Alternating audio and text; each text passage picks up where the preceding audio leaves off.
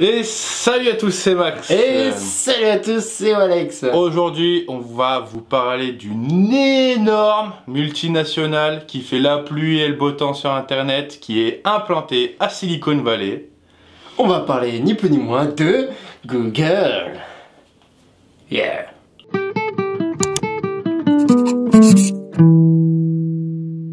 Alors tout d'abord, une petite rétrospective sur notre... Pourquoi tu rigoles? J'ai rien. La rétrospective. Rétrospective. Alors tout d'abord, petite rétrospective. Putain, voilà, maintenant j'arrive plus à le dire avec tes conneries là. Petite rétrospective.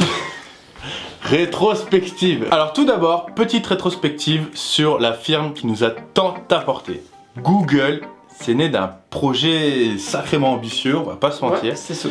De deux jeunes... T'as dit quoi? C'est sourd. T'as dit quoi? C'est sourd. C'est sourd. Si, c'est sourd, c'est sourd. A savoir, Google, c'est quand même né d'un projet sacrément ambitieux, on va pas se mentir. Hein.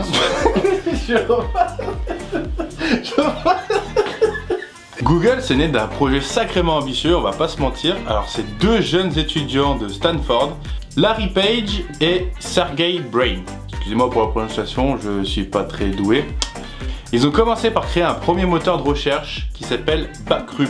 Alors Backrub, vous allez me dire qu'est-ce que ça veut dire? Ça veut dire massage de dos en français. Donc imaginez un peu le truc. On s'en fout. Backrub aurait pris tellement de bandes passantes à l'université qu'ils auraient été obligés de créer leur propre serveur et ils l'ont nommé Google. Bravo, félicitations.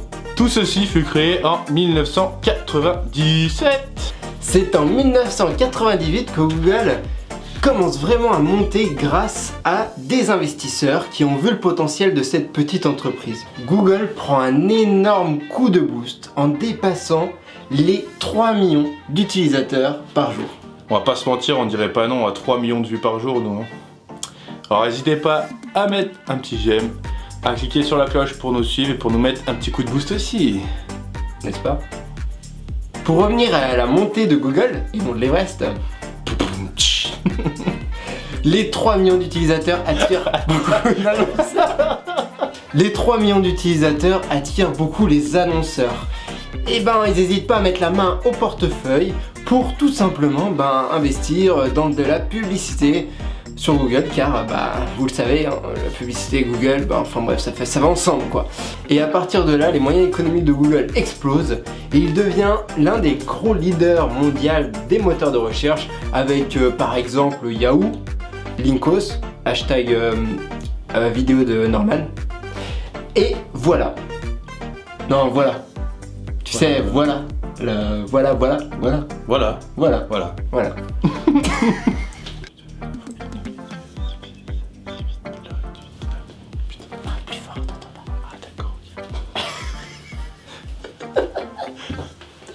Nos deux compères qui ont créé Google, eh ben ils ont tout de suite compris, mais quand je te dis tout de suite, c'est tout de suite, genre tac comme ça là, tu vois. Ils ont tout de suite compris que pour battre la concurrence, ils étaient obligés de se développer numériquement. C'est ça qu'il fallait dire.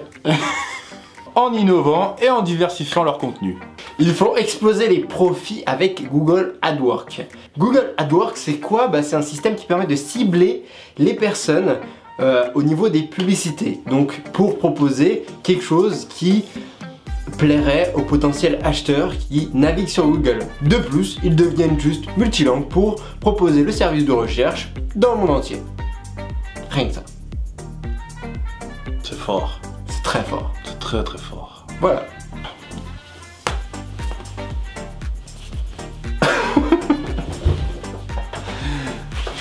Olé, avec ça, il crée plusieurs programmes, n'est-ce pas?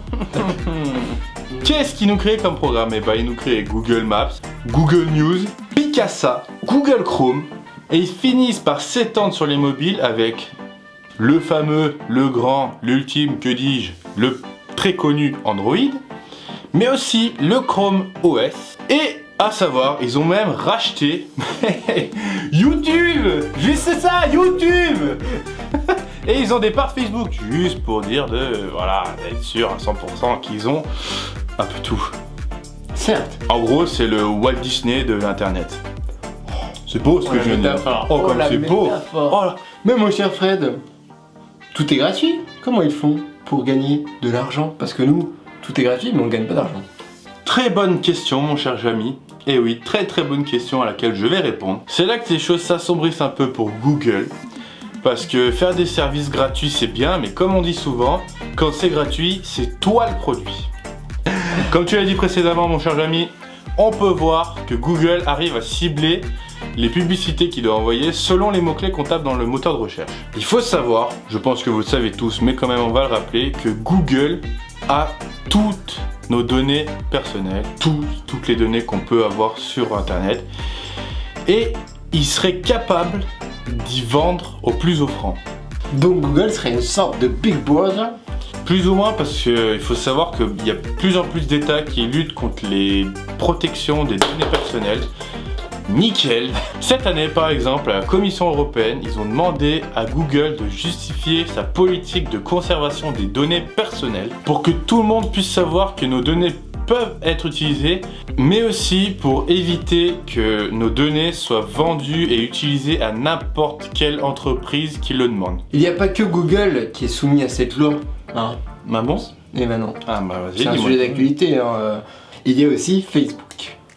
Et oui, tu l'as entendu un petit peu récemment, Facebook, question d'utilisation des données personnelles. C'est d'actualité, n'est-ce pas? N'est-ce pas? Twitter ou d'autres, tous ceux qui utilisent nos données personnelles, ça nous assure une meilleure sécurité, une meilleure transparence, et du coup une meilleure utilisation, du moins une meilleure non-utilisation d'ailleurs, de nos données personnelles, même si ça reste encore très flou pour un utilisateur lambda qui ne veut pas lire les conditions d'utilisation et mettre « j'accepte ». Est-ce que tu les as lues une fois les conditions d'utilisation? Non, mais j'ai vu certains youtubeurs le faire. Ah ouais? C'est triste.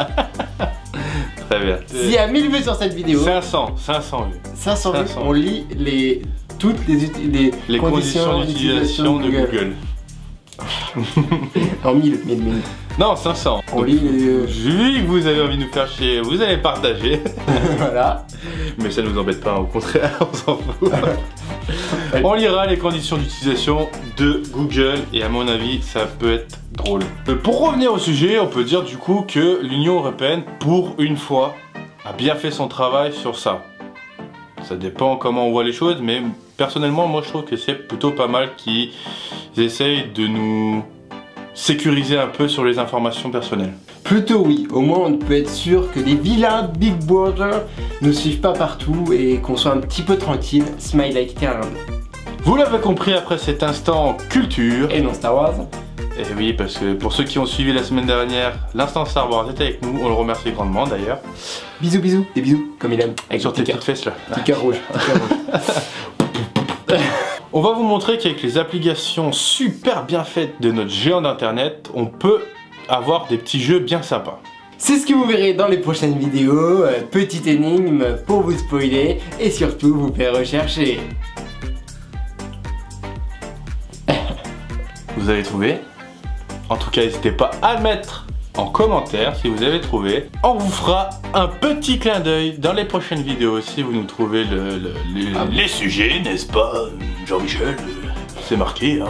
On n'hésitera pas à vous faire un petit clin d'œil dans les prochaines vidéos, n'est-ce pas? N'est-ce pas, n'est-ce pas? N'est-ce pas? On se retrouve dans quelques jours, tout simplement vendredi. Vendredi, parce que vendredi quoi? Tout est permis. Exactement, plus d'une chose à vous dire. Ciao. Bisous. Bye. Ah, ciao, bonsoir. À la semaine prochaine pour une autre vidéo.